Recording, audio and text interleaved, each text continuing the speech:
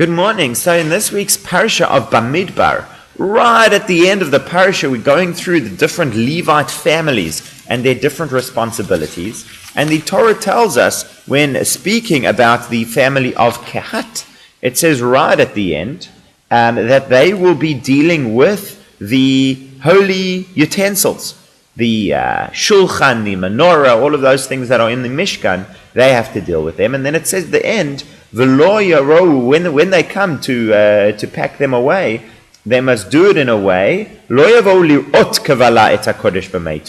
must not look at the holy as it is packaged away, put in its traveling cases, so that they will not die.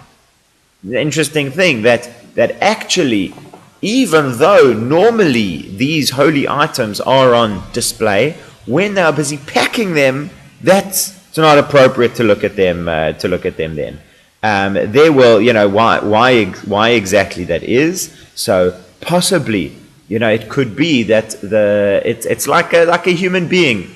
That when a human being, there's no problem with looking at a person, right? When he is presenting himself, when he is well or herself, when they are well presented, when you are fully clothed and in a space where you're happy for people to come in. It's not the same that you'd walk into somebody in their bedroom when they're in a bathrobe. Right? The fact that you can look at them when they're presented does not imply that you can when they aren't. But the Gemara learns a very interesting law from this verse, and quite an unexpected law, that if somebody steals from the Mishkan or from the Beit HaMikdash, that they can actually be killed.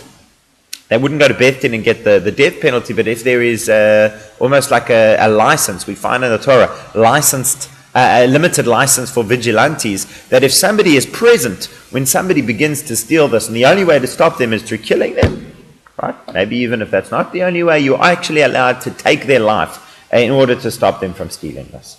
And Rabbi Moshe Feinstein says, hold on a second, this is very difficult to understand. Because the general rule that the Gemara tells us in Bava Kama is that he says, generally it is more severe to steal from a human being than to steal from Hashem. When you steal from another human being, you're stealing from a person and from Hashem. Whereas when you steal from Hashem, you're, so to speak, just stealing from Hashem. Normally that's seen as the lesser of the two evils. And yet, certainly we don't find a rule that when somebody's stealing, you could kill them for it. Yet here with the Mishkan we do. What's going on? So Rabbi Moshe Feinstein says we must distinguish between two aspects of it over here. The one is the actual theft itself, and the second one is the symbolism behind the vessels of the temple. As far as the theft goes, if you want to ask me, is it worse to steal from God or to steal from man? We find, surprisingly, that it is worse to steal from man. That is more severe. But, he says, the second thing is, what's the person going to do with this?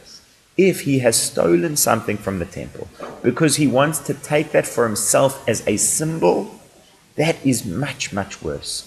Because we know that there are symbols and things that have a great deal of power.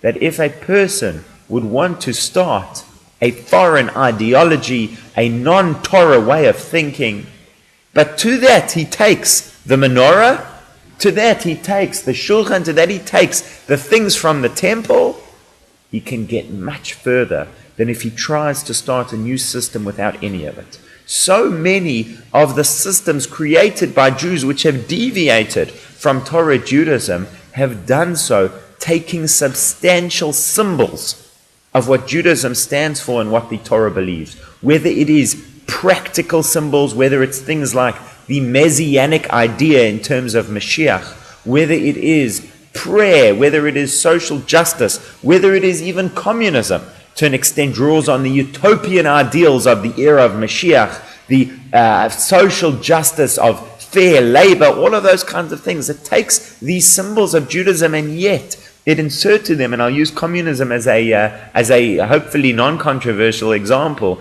but it takes all of these great driving forces and symbols from within Judaism and invents around them a completely foreign, non-Jewish, anti-Jewish system where religion is outlawed and a person is supposed to not pray or have a relationship with God or aspire for spirituality.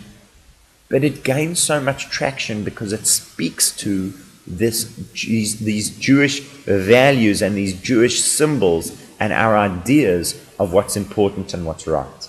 And so with all of these things, that Rabbi Moshe Feinstein says is the problem.